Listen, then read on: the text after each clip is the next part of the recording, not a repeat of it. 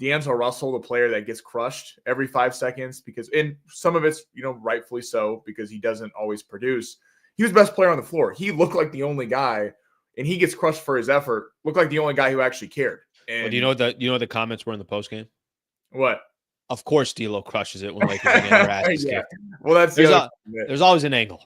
There's always an angle. And you know what I did? You know what I did when I saw that comment? I'm like, okay, I see the angle. I got a question for you. Do you like get the D'Lo hate? Like, I feel like D'Lo gets held to a different standard than every other player on the Lakers. Yeah. Let me tell you what hurts D'Lo more than anything else. I think he's, I think there are a lot of times I watch him and it feels like he's going at 37 miles an hour on a freeway. It's like, a little bit more effort here.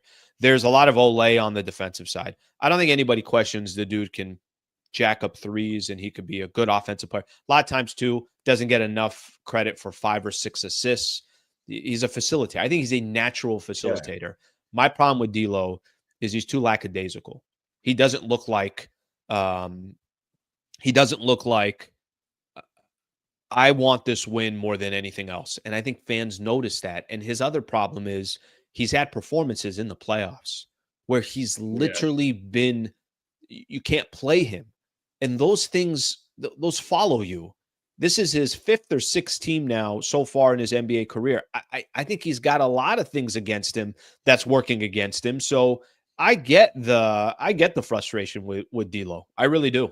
Yeah, this is not me questioning if LeBron was to win, because I know LeBron was to win. LeBron's been a great Laker. I'm appreciative of LeBron. But I really feel like that Oklahoma City game, the Lakers were outplaying Oklahoma City, and I felt like they were kind of getting stops, and I really felt like they had a chance to win that game. Sure. And then it felt like LeBron was struggling, and he knew he was struggling. So it was like, I'm going to keep taking shots. He had 5 turnovers in that game. And every game since, the Jazz game, he had 27, but he shot 0 for 9 from 3 the other night. It feels like he's trying to prove to himself to shoot himself out of the slump. And down the stretch in those games, in the last 5 minutes of that Oklahoma City game, it was kind of just ball watching. Everyone was standing around. LeBron was trying to do his thing. And SGA just played better than him. SGA was the one hitting one-on-one ISO shots, and LeBron wasn't. So, Sam, I think they're 2 separate conversations. I think D'Lo on his own is a separate conversation. I don't think there's any mix with LeBron and D'Lo.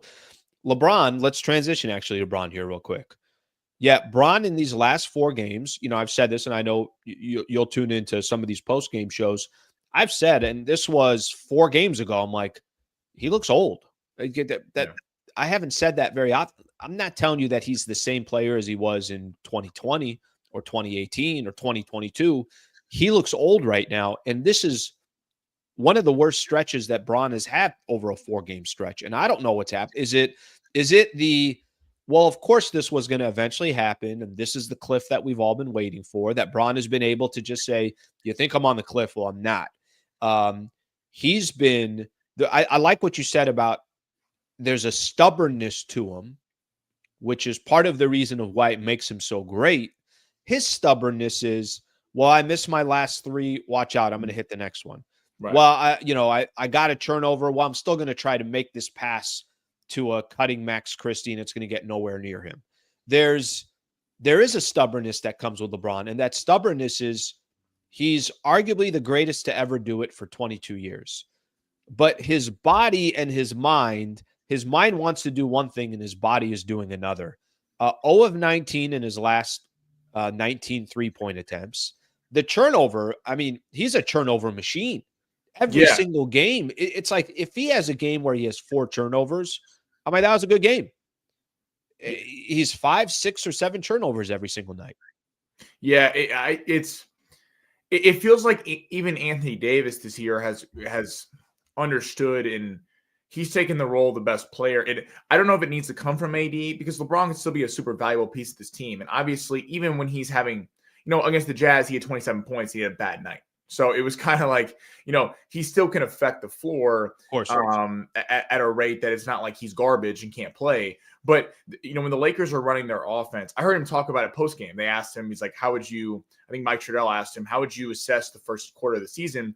He said, what's our record? And they go 12-9. He goes, well, it's going to take a while to, learn the system. and we have a new system full of all these, new coaching staff and new players gelling.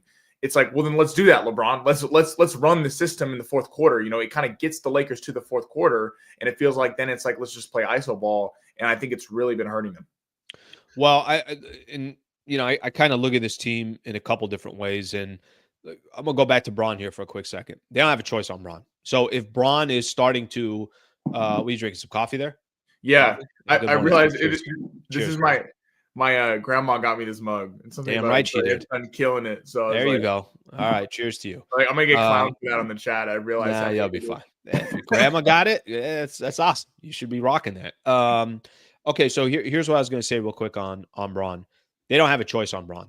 That if Braun all of a sudden if he's 25% worse than he was a year ago, then there's really no conversation. I'm not talking about he's completely falls off a cliff, but if he's 25% worse than he was last season, you tell me where the Lakers go on this. I think that every night, I'm going to go back to last game here for a quick second.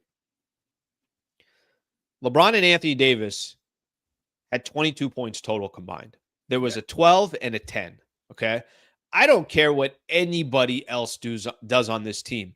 If those two guys are giving you 22 points total, the question is just basically how many points are you going to lose by? In the game against, it wasn't the Thunder, Denver, they had 27 points total. It was like 17 and 12. It was like AD had 17 and LeBron had 12. It's 29 total. Well, in that Oklahoma City game, the rest of I remember my preview video, I was like, this is one of the rare times we can actually say that the supporting cast outplayed and helped out LeBron AD, and they didn't help the team. Yeah. Okay. So to kind of just hit off of that, they basically need LeBron and Anthony Davis every night to be a no-brainer. Here's your 55 points combined. Here's your 18 rebounds combined. And here is your 10 assists, 12 assists combined. If that's not there, like that's got to just be when you walk in, that already has to be on the box score. If it's not, because they already have other issues of saying, well, is Dalton Knecht going to have a good night? Is he not? Is D'Lo going to perform? Is he not? Is Gabe Vincent going to perform? Is he not? They already have too many questions there that if those two dudes aren't doing anything, they're in a world of trouble. I don't mean to keep ripping on like LeBron, but I don't know if it got worse this year, but the complaining about fouls is I get everyone does in the NBA. But the complaining about fouls and then simply not running back on defense has allowed the Lakers to be so bad in transition in the last 3 years. And it kills the team. Like the almost best thing that happened if you're playing the Lakers is to almost foul them or get away with the foul, have them miss the shot because you're going to get a bucket the other way. Because there's going to be a guy wide open because they just don't run back on defense. And it's crazy the amount of easy buckets that we give up every game. That's just, it's nauseating to me to watch.